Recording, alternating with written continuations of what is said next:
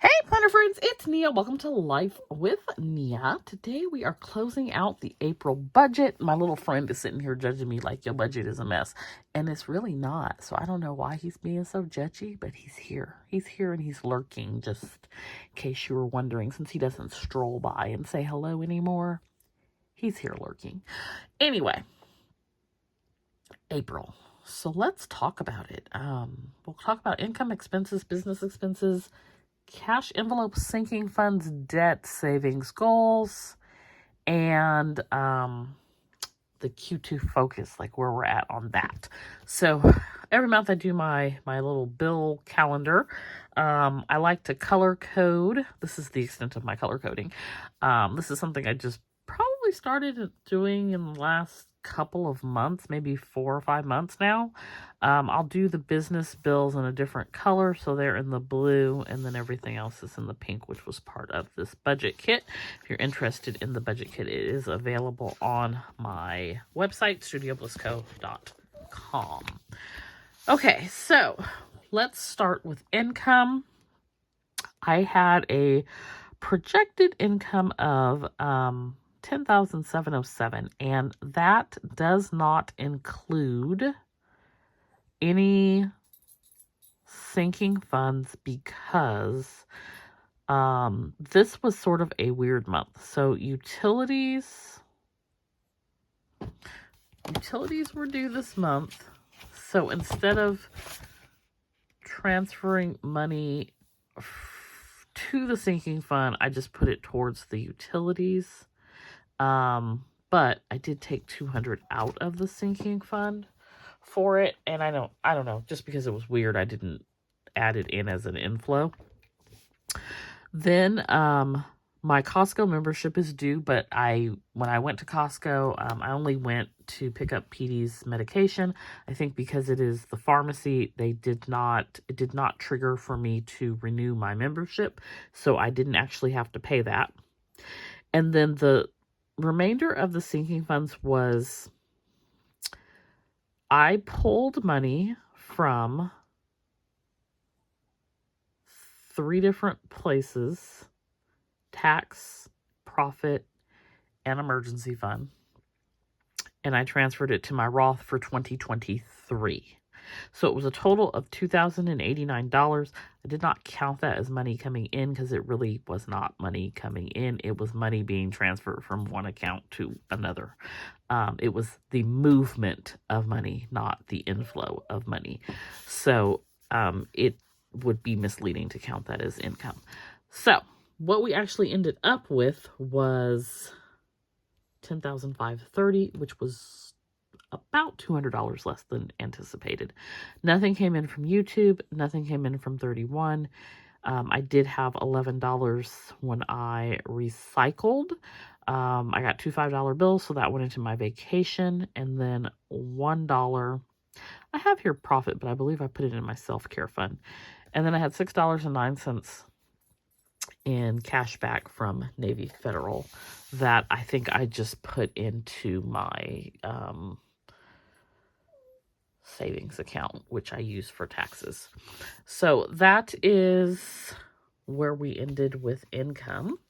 For expenses, on here, I don't have anything out of the ordinary. Now, for let's talk about expenses. Like, expenses were crazy. These are my general expenses. And I spent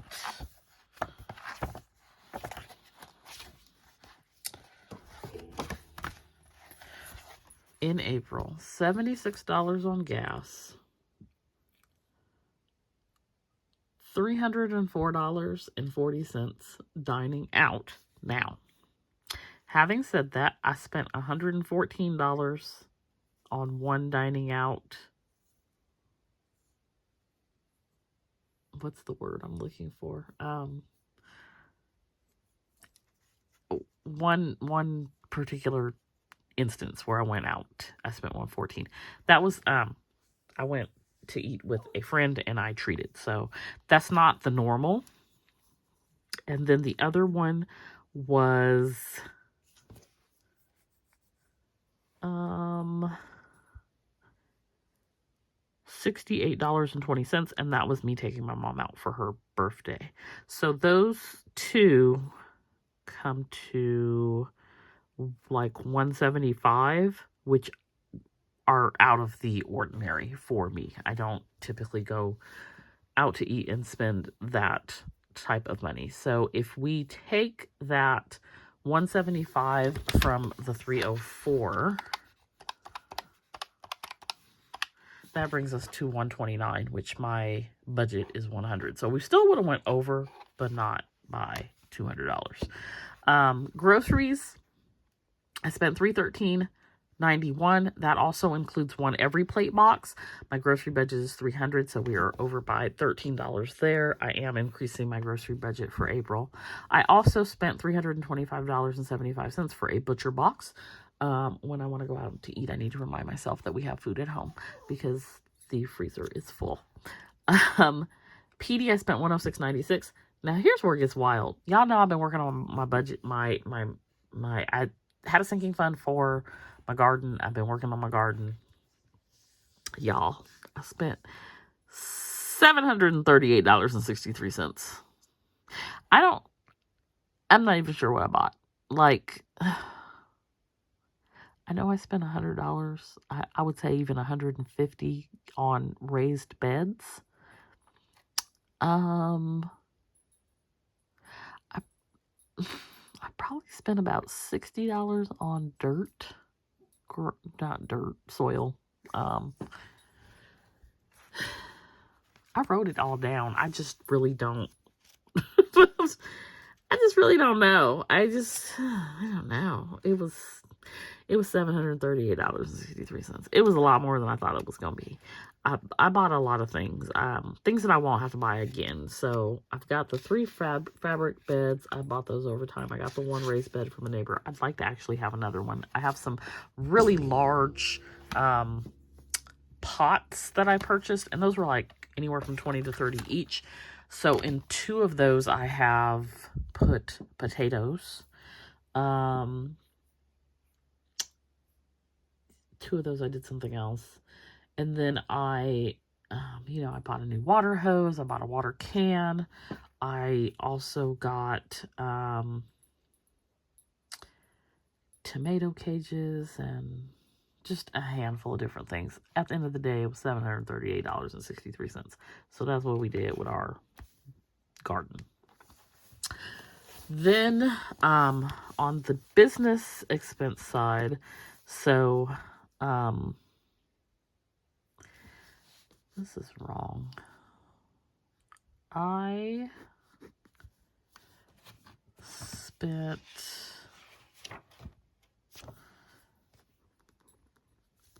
everything was fine on this, with the exception of, and I don't know how much I spent on art, but it wasn't anything crazy.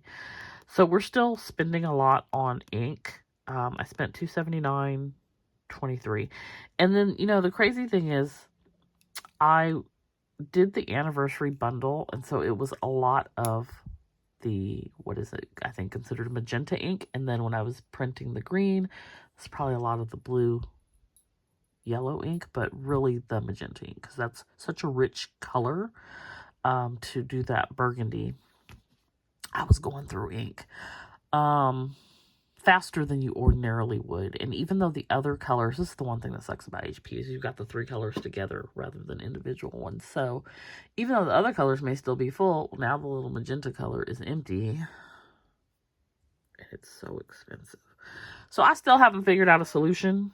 I don't know that there really even is one, but I had that happening.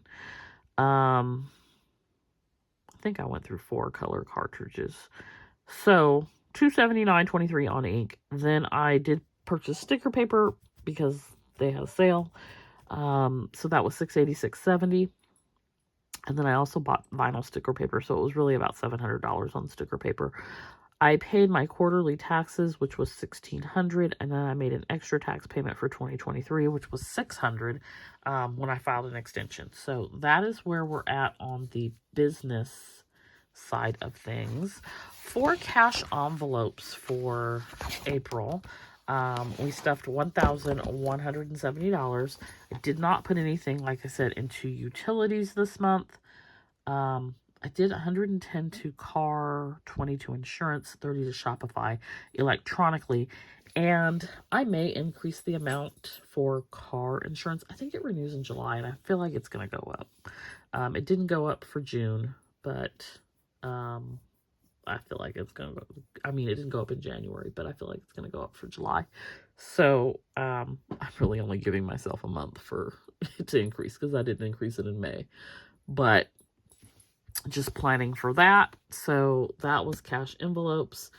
And then in sinking funds, like I said, I took the money from the emergency fund, tax fund, and profit to put towards the 2023 Roth funding. So I ended up with $5,500. I think the maximum was $65 for the Roth for 2023. I think it's $7,000 this year. And I was okay being slightly under. So I did that. I had $135 left in my garden fund. I took that and put that towards the things that I purchased for the garden. Certainly did not have $738, but we'll take what we can get. Then, you'll see in May, I spent a good chunk of my profit money, but I didn't do it until the 1st. So I've been sort of sitting on that for the last year and a half or so, and didn't quite know what I wanted to do with it. And I went ahead and spent a good chunk of it, and I don't have said things that I purchased yet, but I'm starting, this is very rare for me, I'm starting to have a little bit of buyer's remorse. Like, when I saw the money leave my account, I had buyer's remorse, so I'm dealing with that now as well. Anyway, debt. So this month we started with $13,635, and the goal was to get it down to $12,000 or less, which we did. We got it to $11,893.98. So paid the $600 on the venture, paid the $585, actually paid $610 on the Amazon.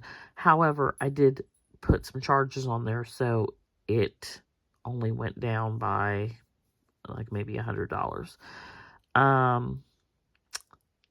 Navy Federal went from $608 to $495. PayPal, that is one of my Q2 focuses, to get that paid off. So I put $165 to that and went from $486 to $361. Schools and Discoverers paid off. And yo guys, Afterpay is paid off. Woohoo! Let's see how long that lasts. On this loan, we went from $1,593 to $1,481.46.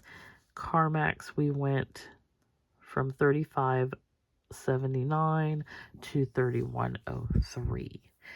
And like I said, we ended at $11,893, so we did make the goal for under $12,000. Now, for savings, I had a goal, I believe, of $800 this month to save, and we saved $487 for the 100 envelope challenge. That goes to the emergency fund. $23.49 for the Zero Out Savings Challenge. That goes to the emergency fund as well. At two $5 bills, total of $10, and that went to vacation. For the two Baddies and Budget Savings Challenges, the Forest Challenge and the Weather Challenge, I saved $24 and $97 respectively. That is going to my home fund. 52-week challenge, I saved $2. The 26-week challenge, I saved $107. And then the Broke Black Girl Savings Challenge, I saved $130. So that was a total of $880.49, which means we did hit the goal. And then in addition to that, I received 2 interest payments from Ally, one for $15.10 and one for $32.86. I put the $15.10 in my profit account, and I put the $32.86 in my vacation account. And then I am still using the Envy app to save. It's a little savings challenge app. For April, it was $263 that was saved, and that is just small amounts that are, you go in and daily play the game, and then the amount gets transferred from your account into like your Envy account, and then at the end of the savings challenge you transfer it wherever you want it to go. So all in all, I transferred or saved $1,191.45 in April. Let's take a look at the goals. So on our goals for April, I wanted to do $6,000 in revenue in Studio Bliss Coat. We did hit that. I meant to write down the dollar amount, but I forgot. We did save $800. We did pay the quarterly taxes. We did have $600 go to the venture and $585 to the Amazon card and $165 to PayPal, and we tracked our expenses. We funded our Roth an additional $2,089 for 2023. And then we hit our debt goal of being at $12,000 or less. And we put $500 in our solo 401k. The goal we did not hit was the Roth for 2024. $500 for the month. I ended up with, I think, 300, 150, 250, yeah, 300 was the amount that I actually did instead of 5. So all in all, not too bad on the goals. By no means complaining. I hit all of them but one, so I will take that. And then for our Q2 focus, so these are things that I want to do between April and June. We did the quarterly taxes and we funded the Roth, so we're able to check those 2 off. We are on target for the Venture and Amazon card. We are on target for the solo 401k. We're slightly behind for the Roth. And then I have a goal to be under 10K in debt by the end of June, but I think we may actually be able to hit that in May. At least that's what I'm going to go for in May. So we're at 11,893 now, so we'll see. And then we're on target to pay off the PayPal card in Q2 as well. So that is the April budget. Not too bad, not too shabby. Let me know how your budget went for April, if you were able to hit your goals, if it was a good month or a bad month for you. I will say the price of gas has gone up again here, and like I said, the cost of groceries is kind of astronomical, so I did make adjustments to those things in my budget for May. Also, I knew that I got notice from MOHELA, the Missouri office, so they don't know what they're doing. And so because they don't know what they're doing and they're making a mess of things, if you have PSLF, it's going back to the Department of Education to manage now, because the Missouri office of they don't know what they're doing is messing stuff up. So they had indicated if you did not have forgiveness by the end of April, everything is paused. Not payments, though. They still want you to send them money until August. So May, June, July, they're going to transfer things to the Department of Education, who will manage PSLF from now on. I'm actually, when I get done filming this video, going to go print everything because I don't trust them to lose my records. So that means the earliest I will probably see any type of forgiveness is August, and I don't expect it to happen in August because they don't know what they're doing. So I'm still not talking about the student loans. I'm not sending them no money. I'm just waiting impatiently for them to figure out what they're doing and go ahead and count my little 121 payments and forgive them because we're done. Whether they have it together or not on a sad little payment platform or processing platform or whatever it is, platform. So people are just sort of in limbo for the next 3 months. Not just me, all people. Anybody PSLF is in limbo while they wait for them to transfer their platforms. They have said that they're not processing forms. They're not processing forgiveness. They're not doing anything but accepting payments for the next 3. So ridiculous. It's like, y'all can't do nothing but take money. Imagine that. I know who won't be sending you any money. Me. Anyway, so let me know how your April budget went, and be sure to hit that like button. If you're new, consider subscribing, and I will see you back here next time for our May budget. All right, I'll see you later. Bye.